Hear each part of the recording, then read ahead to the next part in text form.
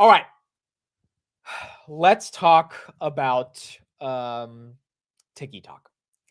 Let's talk about Tiki freaking talk.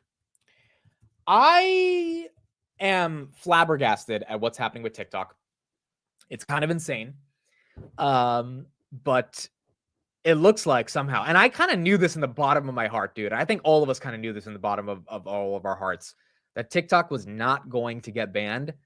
And based on everything that's going on, it looks like TikTok is going to find a way to not get banned. So there's a bunch of updates going on right now. First of all, I know everyone said that the Bloomberg headline was fake around TikTok being sold to Elon Musk.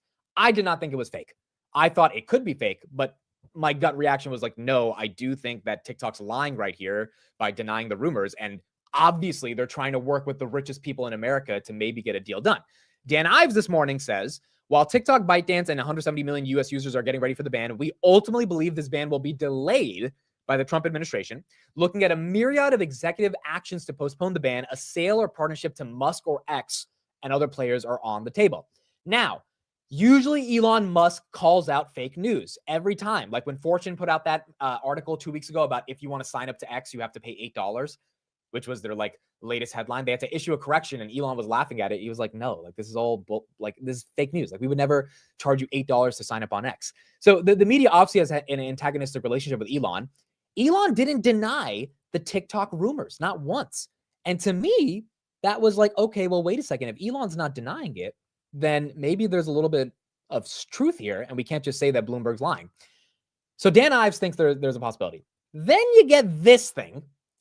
The TikTok CEO is getting a VIP inauguration seat at the Trump inauguration. He scored a prime seat at the swearing-in, sitting with Zuckerberg, Elon, and Bezos. This comes days before the Supreme Court rules on the app's fate, which we didn't get a ruling yesterday. Hopefully we get a ruling today. Trump, who once tried banning TikTok, now vows to save it after meeting with ByteDance investor and GOP mega donor Jeff Yass. We've talked about on the channel. Jeffrey Yass has been giving a decent amount of money to Trump, basically by buying DJT shares. And he is a massive investor in ByteDance as well. So it's very weird that the TikTok CEO is now going to be at the Trump inauguration. Dan Ives thinks that there's a decent chance that TikTok doesn't get banned. And then to top it all off, the reports that came out this morning is that President Biden is thinking of signing an executive order, or not an executive order, but signing a bill that goes into law based on a bill that's being passed in Congress right now. On January 19th, 12 a.m., which is what until 12 a.m. January 19th is when he has the ability to actually have the powers to like enact anything. After that, his powers are done. To delay the ban of TikTok for another 270 days or another 90 days. And then once Trump becomes president, because that delaying is happening, Trump can officially extend the delay, and then TikTok can work out for the next year some type of deal to be able to stay in the United States. So there is a shot. Now, again, is it going to happen? I have no idea, but there is a shot that TikTok does not get banned. Biden has shown a little bit of willingness from the reports I read this morning, and maybe they're accurate, maybe they're not, but it seems like Biden is being persuaded by the businesses that would lose revenue if they don't have access to TikTok anymore. And that is weighing over national security concerns to him. And, Trump also thinks that that would be a bad thing if TikTok were to get banned. So as a result, Meta is trading down on this, down 1.3%. I would really get attractive on Meta or get excited for Meta if it gets to 580. If it drops to 580 because of this TikTok news, because TikTok will be a tailwind for Meta, but it's not a headwind for Meta. Like if TikTok's, been in the United States for the past 5 years and Meta's been fine, right? So I think any weakness on TikTok volatility is a buy for Meta. It's not something to be scared about. But any reason TikTok leaves is very exciting for Meta because all those users then can go to Instagram. Google as well, trading down a little bit on the news, down about 1.04%. Let's hear from Dan Ives and his thoughts on the broader market and TikTok, and if there is a shot that this thing actually does get sold to Elon Musk. Bush weighing in on the looming ban, writing the following: there is much more at stake here than just TikTok's fate, as the US-China high-tensions relationship are clearly at play, heading into a very important tariff discussion and negotiations for the Trump administration in the months ahead. Dan joins us now for more. Dan, welcome to the program, sir. Just want to start with your reaction to our reporting overnight. What do you think? I think it makes a lot of sense. I mean, ultimately, it comes down to This 19th that's coming around in terms of January 19th, Supreme Court ultimately upholds that ban. Behind the scenes, Trump administration working to sort of look at fixes. And I think when you look where Musk is in terms of just how close to Trump, they also trusted within China. This looks like what could be a strategic road for ByteDance that they'd sell this without the algorithm. So what does this mean about either national security or potential tit for tat? What's being used, a sort of conflation of public and private in a new way that, frankly, the business community has to reckon with? Yeah, I mean, look, I think, Lisa, the issue here is the last thing that Trump administration wants is this come out day before inauguration, because it does sort of set this off to a bad start in terms of negotiations with China on tariffs.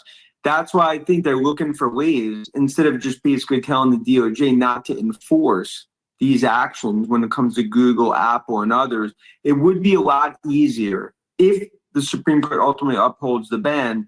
That Musk, just given the ownership of X, given obviously the strong understanding of China and the relationship, within Beijing, this could be a first step. But it's going to be something we've talked about on the program. This strong alliance, the bromance between Trump and Musk, is going to have a lot of sort of twists and turns. This could be the first start. It raises a lot of questions here also about antitrust and what's acceptable among social media tie-ups and what's not. Is this just a matter of who gets closest to Donald Trump is sort of okay to be able to make these types of tie-ups, and those who are not are basically on the outside and won't have access to any potential acquisitions? Yeah, and look, you're seeing that there's sort of red carpet in Mar-a-Lago, right, from Zuckerberg to others. And I also think the important thing is Khan's done at the FTC. So I'm not necessarily saying it's going to be an M&A party here, but with her done at the FTC, that changes everything. And I think it just shows that they know ultimately they're going to need to make some deals. Everyone's trying to jockey for position. But when it comes to TikTok, I mean, this would be a golden asset. It would be sold without the algorithm. If it was sold without the algorithm and the hands are forced, 40 to 50 billion would be the price tag. Musk would probably get outside money. You talk about Thiel, where's Larry Ellison involved? Obviously, meaning he would not have to sell Tesla. People are like, oh, he's gonna have to sell Tesla. No, dude, like to raise that money, he would get investors in 2 seconds because TikTok has 200 million users. Like, everyone wants access to TikTok as long as there's no CCP involved. So I don't think he would have to sell Tesla. But the question is, if he has control over TikTok, I mean, that's a whole different ballgame. It's a close friend of Musk, and obviously the relationship with Oracle. There's a lot of areas that this could take. Dan, though, if TikTok is a national security concern, and we've heard that even from incoming officials that are going to be surrounding President Trump, like Congressman Mike Waltz, like soon-to-be Secretary of State Marco Rubio, then why would they bless a deal that the Chinese Communist Party is basically handpicking?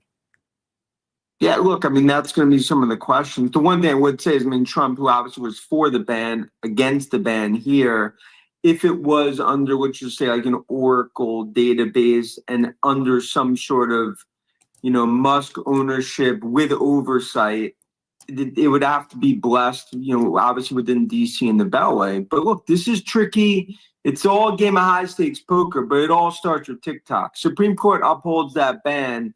They're going to look for ways behind the scenes. And I think that's why, Trump looks right to the right of him. It's Musk. And this could be a potentially viable option, even if it's a partnership. Dan, what do you guys think? Does TikTok get banned? Let's do a poll. What do you guys think? Does TikTok get banned? Dude, at this point, I don't know, man.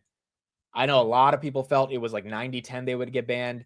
Now it's like, even if the Supreme Court doesn't give them an extension, do Biden and Trump kind of work together to keep them alive? I don't know. I also don't know why everyone's I mean, I get why people are obsessed with TikTok, because I have sympathy for the small businesses that are using it to get distribution. But like, national security is a thing, and like the CCP controlling our youth, and like everyone's heard everything about TikTok, right? Like in China, you don't see videos of stupid dances. Like they feed them actual stuff that like helps their youth. In the United States, it's nonsense on TikTok. It's pure nonsense.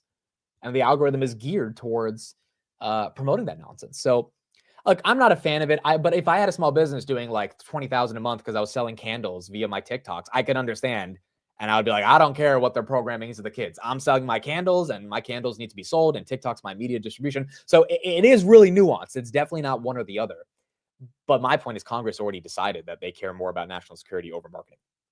So I just don't know how this ends up going the wrong way. Or ends up going a different way than what Congress already decided for. So I guess we'll see. We will see. 67% of you think no, it doesn't get banned. So you guys are skeptical on it. If it does, Sunday night, TikTok shuts off. So literally in 4 days, this drama has to play out. And then we have to get a perspective on where we think this is going to go. All right. For those that are just joining, thank you for being here. Again, the big headlines this morning, TSM crushing earnings. TSM doing incredible right now, up 6%, 6.22%. Massive, massive earnings beat for them, growing 37% year over year. It shows that NVIDIA, Qualcomm, all the ASML players in the semiconductor space are probably going to do well going into Q4. As you can see, all the semis are green. I mean, look at this. Broadcom's up 3%. ASML's up 5%. AMD's up. Supermicro's up 3%. NVIDIA's up 1.6%. Intel up slightly. It's basically flat, but it is green. Micron's up 2%. Dell is up 1%. I mean, all the semis, ARM, Marvell, they're up 2%. Every semi is really benefiting from this TSM push. And we're seeing some really intense green just from TSM showing that they have the numbers to be able to gain some momentum. Bank of America is not in trouble. Bank of America had a good earnings, in my opinion. It wasn't like a monster earnings, but it was a good earnings. They missed a little bit on revenue, beat on EPS. Again, Bank of America and JP Morgan, they are underperforming Goldman Sachs and Morgan Stanley because they had a really good 2024. Like a really good. I mean, both of them were up almost 35 to 40%, which doesn't happen for banks that often. So because of that, I think that's why they're, less volatile than some of the big names, but overall, very, very strong earnings and not showing any weakness in their numbers. Anduril, we have an update on Anduril. So Anduril has selected Columbus, Ohio as the location of Arsenal One, their first hyperscale manufacturing facility. They're investing nearly $1 billion of their own money and will bring more than 4,000 direct jobs to the largest single job creation project in Ohio history. Arsenal will redefine the scale and speed at which autonomous systems and weapons can be produced for the U.S. and its allies. This is a monumental step towards rebuilding America's defense industrial base, strengthening its warfighting capabilities, and enhancing deterrence. Bloomberg also reported this morning that Anduril is growing revenues at 100% year over year, and they just did $1 billion of revenue in 2024. So also Bloomberg reported that an IPO looks likely by 2026. And this would be the time to IPO, right? The market's hot.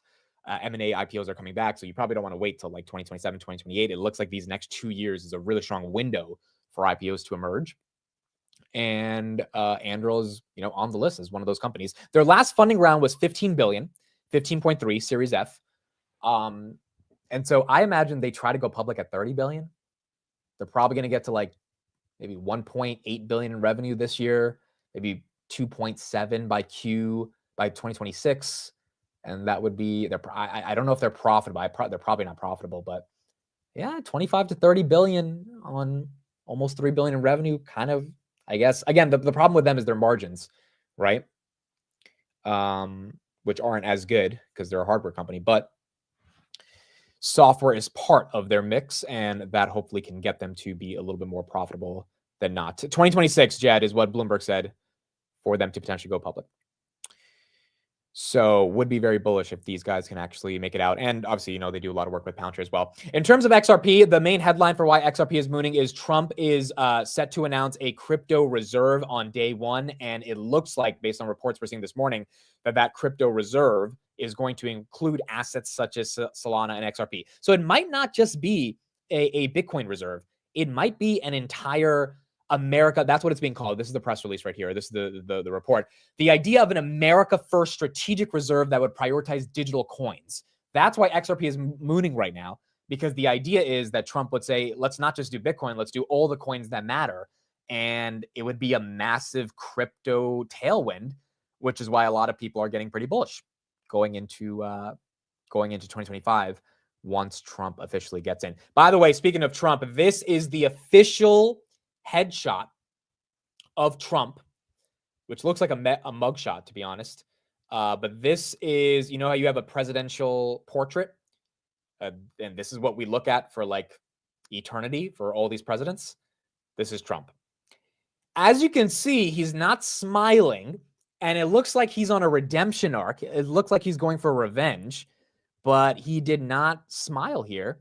He's kind of just like, I'm back. That's the vibe I'm getting from this one. I'm back. So there you go. We, in the next 3 days or 4 days, are going to get Trump back in office. The executive order is day one, and we're going to see how this plays out. All right, 3 minutes into the market open. Let's get an update from Fundstrat, not Tom Lee, but one of their other technicians, and get a couple of ideas of how they're thinking about the market, and then we will get into the market open in just 3 minutes. Let's talk about the stock market and the broader markets. Major last fall, we saw declines in healthcare.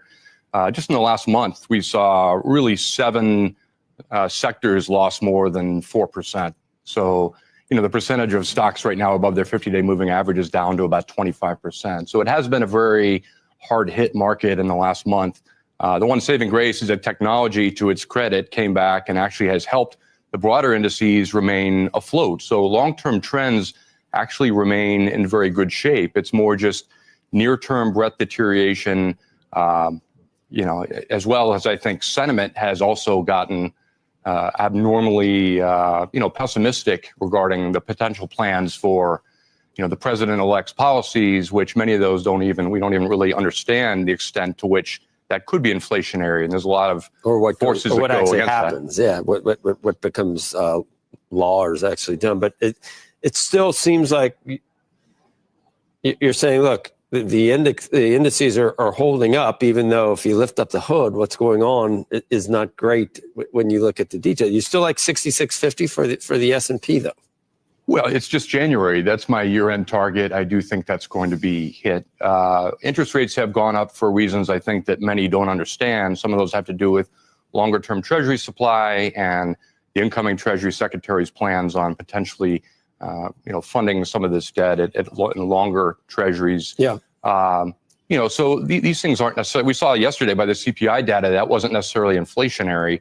I think that's in the rearview mirror for the Fed, honestly. So the reasons why Treasury yields have been spiking don't necessarily have anything to do with what the common narrative is. My view is that rates are going to start to roll over in the months to come. That should be bullish, just given the recent correlation. Treasuries and equities have been moving on. All right.